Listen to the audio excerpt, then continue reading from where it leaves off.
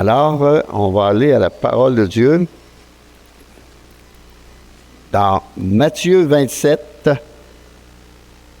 Matthieu au chapitre 27. On va lire à partir du verset 50 à 54 pour le moment. Jésus poussa de nouveau un grand cri et rendit l'esprit. Et voici le voile du tabernacle se déchirant en deux, depuis le haut jusqu'en bas. La terre trembla, les rochers se fendirent, les sépulcres s'ouvrirent, et plusieurs des corps des saints qui étaient morts ressuscitèrent. Puissance, là. C'est grand. Il n'y a pas juste Lazare qui a ressuscité, là. Plusieurs corps des saints qui étaient morts, peut-être depuis des années, ont revenu à la vie. Dans quel corps, ils ne disent pas. Étant sortis des sépulcres après la résurrection de Jésus. Après la résurrection, parce que Jésus est le prémisse, hein? Le premier. Ils entrèrent dans la ville sainte et apparurent à un grand nombre de personnes. Le centenier et ceux qui étaient avec lui pour garder Jésus, ayant vu le tremblement de terre et ce qui venait d'arriver, furent saisis d'une grande frayeur et dirent, « Assurément, cet homme était fils de Dieu. » Assurément. Amen. Seigneur, puisses-tu nous parler au travers de ta parole, nous la révéler, nous l'enseigner par la puissance de ton Saint-Esprit. Parle-nous ce matin. Parle à nos cœurs. Parle à nos vies. Et que nos vies soient de plus en plus consacrées à toi, Seigneur. Après la lecture de cette parole. Après la prédication de cette parole. Dans le nom de Jésus, je prie. Amen. Toute une déclaration. Mais qui a fait cette déclaration? Le centenier. Un centenier, c'est quelqu'un qui avait au moins 100 soldats à sa charge. Et ceux qui étaient avec lui. Et ceux qui étaient avec lui. Il n'y a pas juste seul, là. Les autres aussi. Ce qui veut dire plusieurs.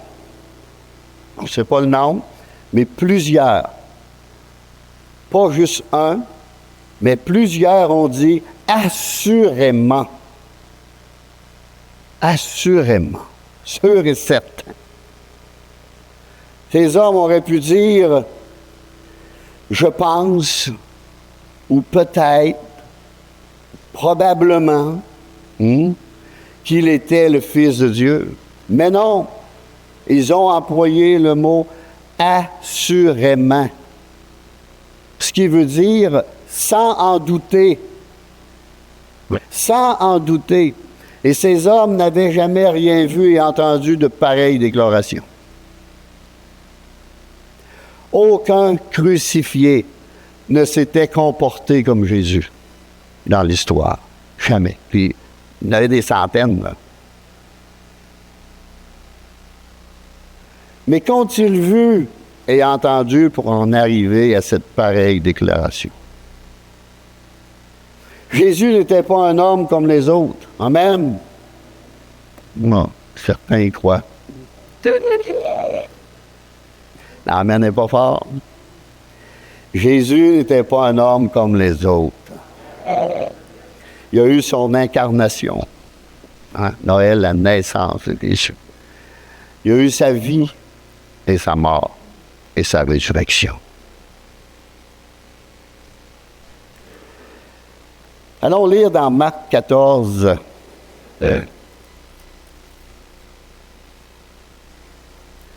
Marc, au chapitre 14.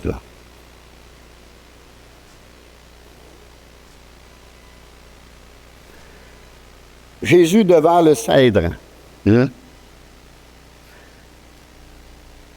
14, on va lire jusqu'au verset 53, jusqu'au verset 59 pour le moment. Ils amenèrent Jésus chez le souverain sacrificateur, où s'assemblèrent tous les principaux sacrificateurs, les anciens et les scribes. Pierre le suivit de loin, jusque dans l'intérieur de la cour du souverain sacrificateur. Suivre de loin, c'est jamais bon. Il faut suivre de proche. Il s'assit avec les serviteurs et il se chauffait près du feu. Les principaux sacrificateurs, tout le Sanhédrin, cherchaient un témoignage contre Jésus pour le faire mourir, et ils n'en trouvaient point. Et on sait qu'il a fallu qu'ils n'en paient, certains. Ils ont fait toutes sortes de choses. Une abomination à leur loi, leur propre loi. Car plusieurs rendaient faux témoignages contre lui, mais les témoignages ne s'accordaient pas. Verset 57. Quelques-uns se levèrent et portèrent un faux témoignage contre lui, disant: « Nous l'avons entendu dire, je détruirai ce temple fait de main d'homme, et en 3 jours, je bâtirai un autre, en bâtirai un autre qui ne sera pas fait de main d'homme. » Et nous sommes ce temple, mes amis. Nous sommes le temple de Dieu. Nous sommes le temple habité par son Esprit Saint. Au verset 59, même sur ce point-là, leur témoignage ne s'accordait pas. Puis, ça avait pris combien d'années bâtir ce temple? 49 ans. C'était long. Il a dit, t'es toute seule, je vais le détruire en 3 jours. Alors, il y avait un sens spirituel à cela. C'était logique, là. Mais ces sacrificateurs-là, toute l'assemblée, ne voyaient rien. Ne voyaient rien parce qu'ils n'ont pas cru. Et quand on ne croit pas, on reste aveugle. Alors le souverain sacrificateur, se levant au milieu de l'assemblée, interrogea Jésus et dit: « Ne réponds-tu rien? » Que vouliez-vous répondre à ça? Des menteurs, des tricheurs, des trompeurs, ça ne s'accordait pas. Qu'est-ce que ces gens déposent contre toi? Jésus garda le silence et ne répondit rien. Le souverain sacrificateur l'interrogea de nouveau et lui dit: « Es-tu le Christ, le Fils du Dieu béni? » Jésus répondit: « Je le suis. » Oui, je le suis. C'est vrai. Et vous verrez le Fils de l'homme assis à la droite de Dieu, de la puissance de Dieu, de la droite de la puissance de Dieu, et venant sur des nuées du ciel. Et nous, on attend cela. Hein? Alors, le souverain sacrificateur déchira ses vêtements et dit: « Qu'avons-nous encore besoin de témoins? Vous avez entendu le blasphème. » Pour eux, c'est un blasphème, mais pas pour nous. « Que vous ensemble, tous le condamnèrent comme méritant la mort. Et quelques-uns se mirent à cracher sur lui, lui voiler le visage et à le frapper à coups de poing en lui disant: « Devine. » Et les serviteurs le reçurent en lui donnant des soufflets. Pendant que Pierre était en bas dans la cour, alors, verset 66, on connaît l'histoire, on ne lira pas ce matin jusqu'au verset 72. On va passer cela. C'est Pierre qui renie 3 fois son maître. 3 fois le Seigneur. Puis il eut Jésus devant Pilate. Devant Pilate. Dans Marc, chapitre 15. Marc, chapitre 15, versets 1 et 2. Dès le matin, les principaux sacrificateurs tinrent conseil avec les anciens et les scribes, et tout le Sanhédrin. Après avoir lié Jésus, ils l'emmenèrent et le livrèrent à Pilate. Pilate l'interrogea. « Es-tu le roi des Juifs? » Jésus répondit, « Tu le dis. » Je le suis. Il était le roi des Juifs. Il était le Messie envoyé. Puis au verset 10, Pilate leur demande s'ils voulaient que l'on relâche Jésus ou Barabbas, un meurtrier. Et au verset 11, mais les chefs des sacrificateurs excitèrent la foule afin que Pilate leur relâchât plutôt Barabbas, un meurtrier, un assassin. Pilate, reprenant la parole, leur dit, « Que voulez-vous donc que je fasse de celui que vous appelez le roi des Juifs? » Ils crièrent de nouveau, « Crucifie-le » Pilate leur dit, « Quel mal a-t-il fait? » Et ils crièrent encore plus fort, « Crucifie-le » Pilate, voulant satisfaire la foule, le relâcha Barabbas. Et après avoir fait battre de verge Jésus, il le livra pour être crucifié. Les soldats conduisirent Jésus dans l'intérieur de la cour, c'est-à-dire dans le prétoire.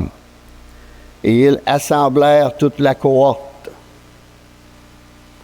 Ils le revêtirent de pourpre et posèrent sur sa tête une couronne d'épines qu'il avait tressée. Puis, ils se mirent à le saluer. « Salut, roi des Juifs !» Et ils lui frappaient la tête avec un roseau. Connaissez-vous ça, des roseaux? C'est piquant. On n'est même pas capable d'approcher ça tellement que c'est piquant. Puis là, ils frappaient Jésus avec ça. Pas seulement avec un fouet, là. Ils frappaient la tête dans le visage partout avec un roseau, crachant sur lui et fléchissant les genoux et se prosternant devant lui, toujours pour se moquer. Après s'être ainsi moqué de lui, ils lui ôtèrent la pourpre, lui remirent ses vêtements et l'emmenèrent pour le crucifier. Quel terrible spectacle, mes amis. Tout cela pour vous et pour moi. Jésus a tout enduré cela. Dans Marc 15, 25, ils le crucifièrent à 3 heures. 9 heures du matin. Pendant qu'il était sur la croix entre 2 brigands, les passants, ils passaient là, l'injuriaient. Les principaux sacrificateurs se moquaient entre eux. Et les 2 brigands l'insultaient. Il a enduré pas mal, le Seigneur. C'est pas tout raconté ici. 4 évangiles témoignent. Quand on les met ensemble, là, c'est terrible. La 6e heure, à midi, il y eut des ténèbres sur toute la terre jusqu'à la 9e heure, 3 heures, à l'après-midi. Au verset 37, Jésus, ayant poussé un grand cri, expira. Alors il demeura 6 heures sur la croix à souffrir entre ciel et terre. 6 heures de temps. Mais au moment où Jésus expia, dans Matthieu 27, 51, et voici le voile du temple se déchire en deux, depuis le haut jusqu'en bas. La terre trembla, les rochers se fendirent. Le voile du temple se déchira, du haut en bas. Cela signifie que Christ, en donnant sa vie en sacrifice parfait, a ouvert la voie qui mène à la présence même de Dieu et du trône de la grâce. Le voile qui représentait le lieu saint, qui séparait, veut dire, du lieu saint du lieu très saint, où une fois par année, le sacrificateur rentrait pour offrir ses propres péchés, le sacrifice et pour ceux du peuple. Ça a été déchiré parce que ça barrait l'accès à la présence de Dieu. Et Jésus, on a libre accès maintenant dans la présence de Dieu. Au moment de la mort de Christ, le voile a été déchiré, ôté à tous ceux qui croient en Jésus-Christ et en sa parole de salut. Si on retourne dans Matthieu 27,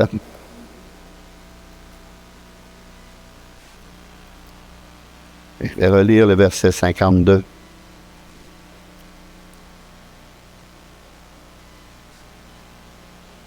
Et 53. Les sépulcres s'ouvrirent et plusieurs corps des saints qui étaient morts ressuscitèrent. Ça nous donne toute une espérance. Et les morts en Christ, premièrement, ressusciteront. Et nous, les vivants, qui seront restés, seront enlevés avec le Seigneur.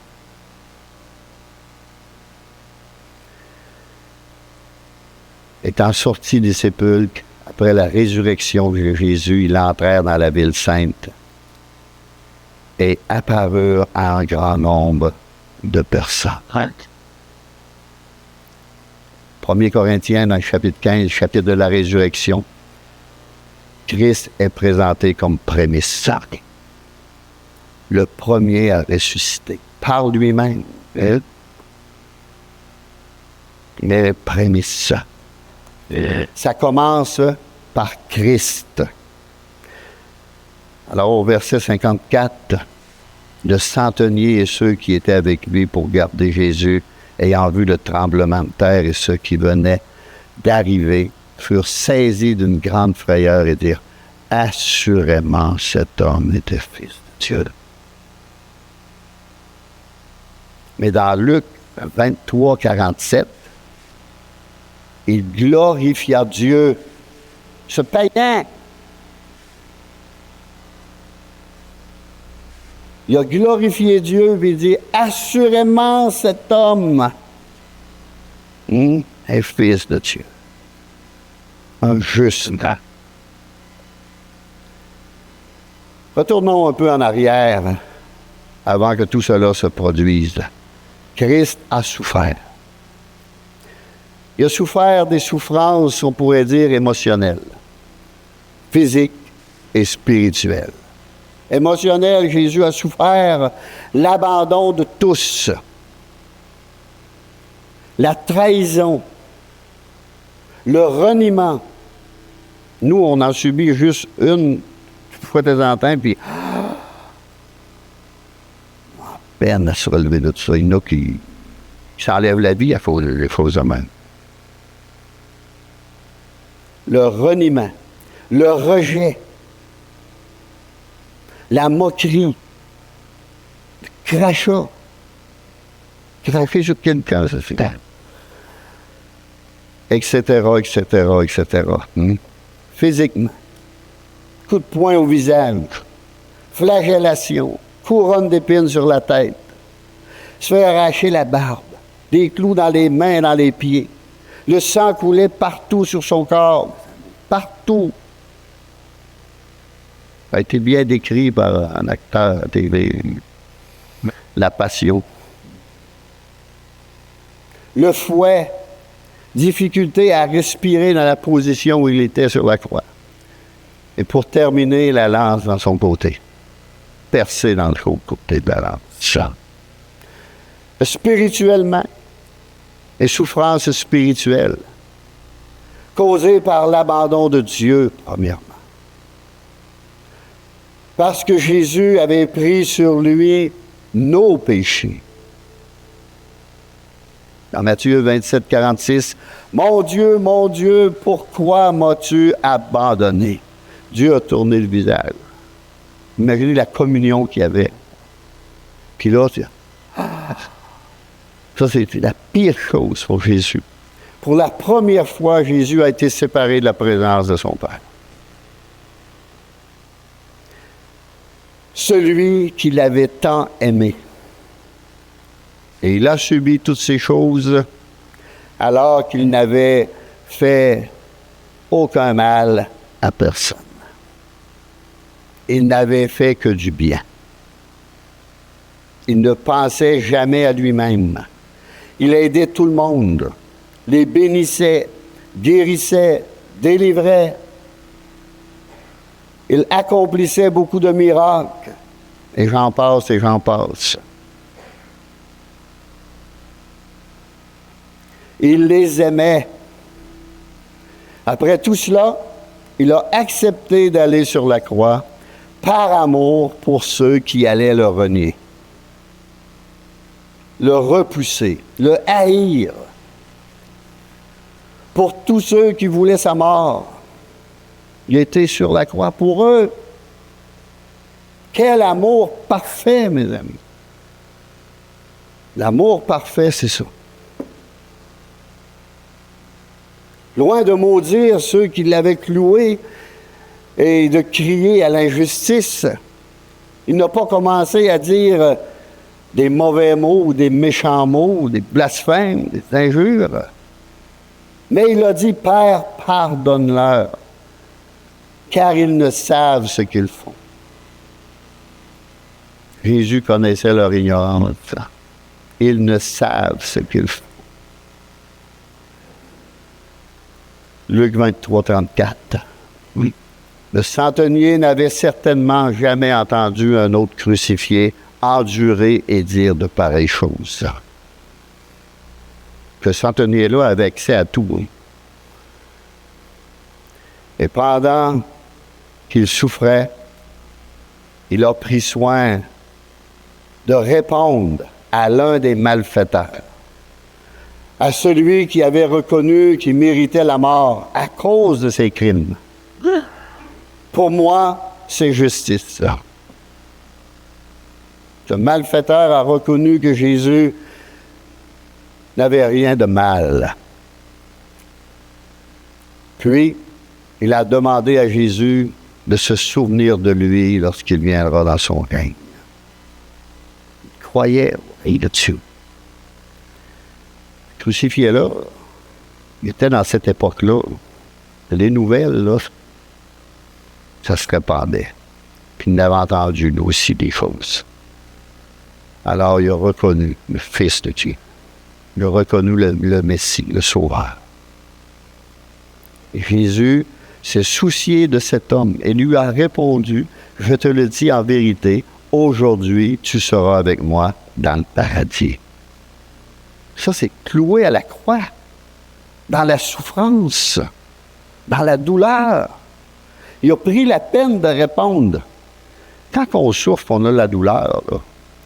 Ça ne nous tente pas de dire un mot à personne. Ce passage-là se trouve dans Luc 23, 43. Peu importe ce que disaient les gens, Jésus était décidé de se donner pour nous tous. C'est une décision qu'il avait prise. Consolé ou non, encouragé ou non, Jésus n'attendait rien de personne. Il a été parfait en tout, même sur la croix. Il a suivi parfaitement son enseignement. Aimez vos ennemis. Faites du bien à ceux qui vous haïssent. Priez pour ceux qui vous maltraitent. et qui vous persécutent. C'est le témoignage de notre sœur de tout à l'heure. Seigneur, sauve cet homme. Sauve-le. Aie pitié de lui. Dans ta grande bonté, dans ta grande miséricorde, révèle-toi. Viens à son secours, Seigneur. Viens à son secours. Sauve son âme. Amen. Si on se serait retrouvé à cet endroit, au pied de la croix, quelle aurait été notre déclaration à ce sujet? Si on aurait été présent, on aurait assisté à tout ça comme ce Romain a assisté, et ce qu'il a vu, quelle aurait été notre déclaration? Est-ce qu'on aurait dit, assurément, Jésus était le Fils de Dieu? On a toutes ces preuves. On a plus que ça. On a toute la parole.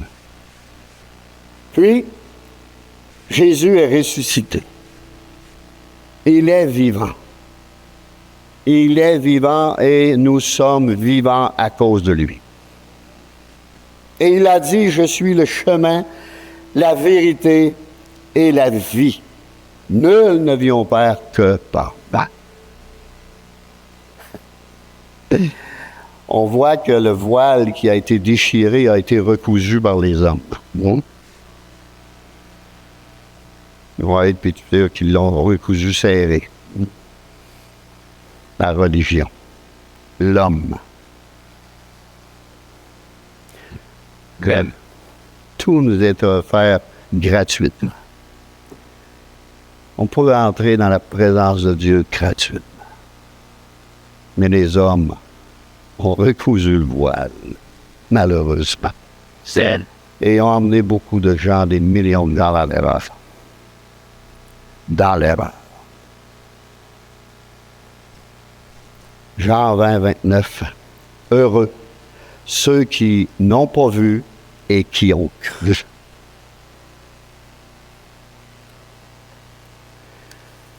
Parce qu'ils ont entendu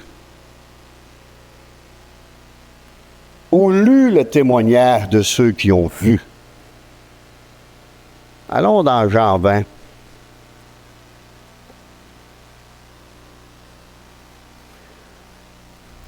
Jean chapitre 20.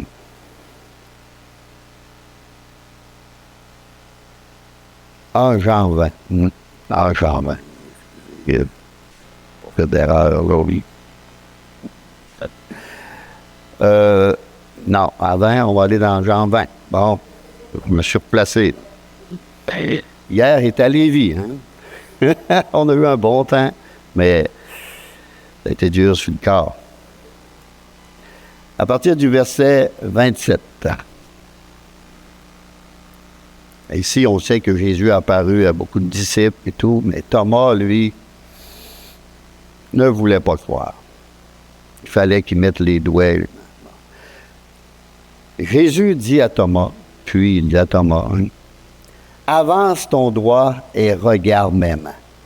Avance aussi ta main et mets-la dans mon côté. Et ne sois pas incrédule, mais crois. Mais crois. Et on sait que Dieu a dit, si tu crois, tu verras la gloire de Dieu. Il faut croire. Si on croit, on verra. Il faut croire avant. Avant, il faut croire. Il faut accepter de croire. Il faut piler sur notre orgueil, notre incrédulité, et dire, je crois. Et le Seigneur va vous convaincre après. Et Thomas répondit, mon Seigneur est mon Dieu. Et Jésus lui dit, parce que tu m'as vu, tu as cru. Heureux ceux qui n'ont pas vu et qui ont cru.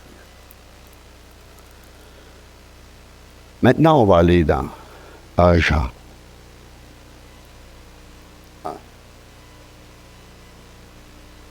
Jean, chapitre 1, verset 1, 2. On va lire jusqu'à 3. Ce qui était dès le commencement, ça n'est un témoignage, ça. Ce qui était dès le commencement, ce que nous avons vu, les apôtres, Jean aussi, ce que nous avons vu de nos yeux, ce que nous avons entendu, ce que nous avons vu de nos yeux, ce que nous avons contemplé, et que nos mains ont touché concernant la parole de vie. Car la vie a été manifestée, et nous l'avons vue, et nous lui rendons témoignage. Et nous vous annonçons la vie éternelle qui était auprès du Père et qui nous a été manifestée. Ce que nous avons vu et entendu, nous vous l'annonçons à vous aussi, afin que vous aussi, vous soyez en communion avec nous. Or, notre communion est avec le Père et avec le Fils, son Fils Jésus-Christ. Et nous écrivons ces choses afin que votre joie soit parfaite. L'apôtre Jean définit la vie éternelle comme indice sociable de Jésus-Christ. On ne peut pas séparer ça de Jésus-Christ. Et on ne la reçoit que par la foi en Jésus-Christ et en étant en communion avec lui. Et c'est cette communion-là qu'il ne faut pas briser, qu'il faut garder jusqu'à la fin. Rappelez-vous que Jésus est le seul chemin qui mène à Dieu. Aujourd'hui, il y a des millions de chemins. Mais il y en a juste un seul. Un seul. Et on a vu le prix payé. On a vu ce chemin-là. Les autres n'ont pas passé par ce chemin-là. D'aucune façon. Pourquoi les gens les vénèrent? Aucune raison. Ils ont été trompés. Ils ont été trompés. Juste à lire la parole de Dieu. La parole de Dieu nous révèle tout.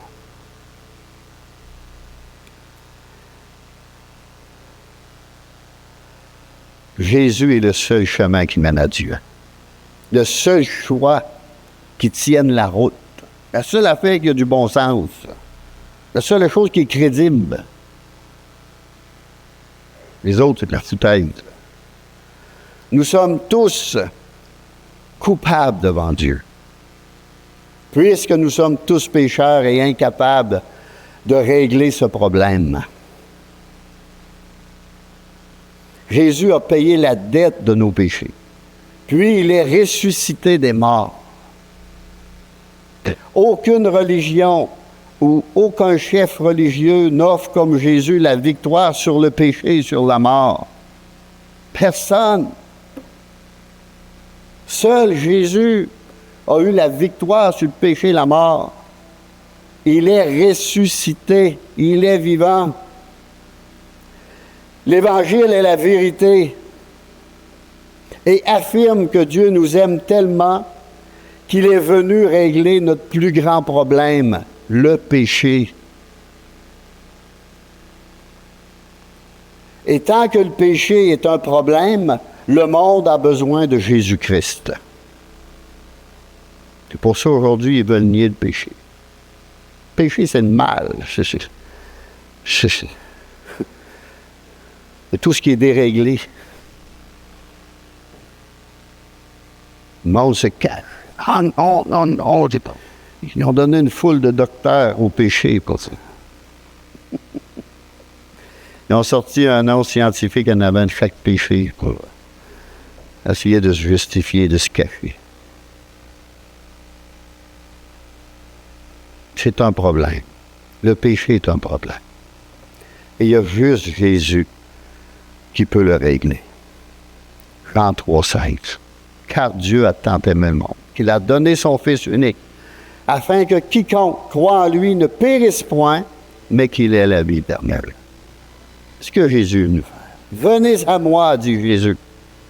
Venez à moi. Il a porté nos souffrances, et c'est de nos douleurs qu'il s'est chargé. Jésus a été blessé, brisé, pour nos péchés, brisé pour nos iniquités. Le châtiment qui nous donne la paix, la vraie paix, est tombé sur lui. Et par ses meurtrissures, c'est par ces meurtrissures que nous sommes guéris, sauvés. Luc 23, 48. Tous ceux qui assistaient en foule à ce spectacle,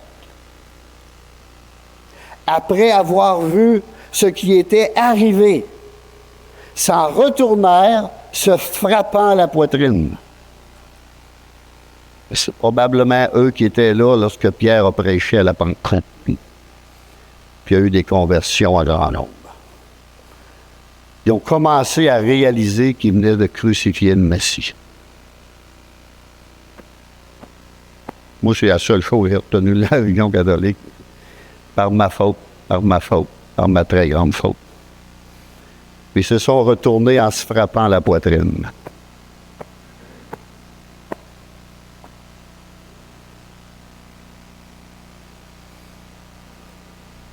Nous devons vivre comme si Christ était mort hier. Ressuscité ce matin même.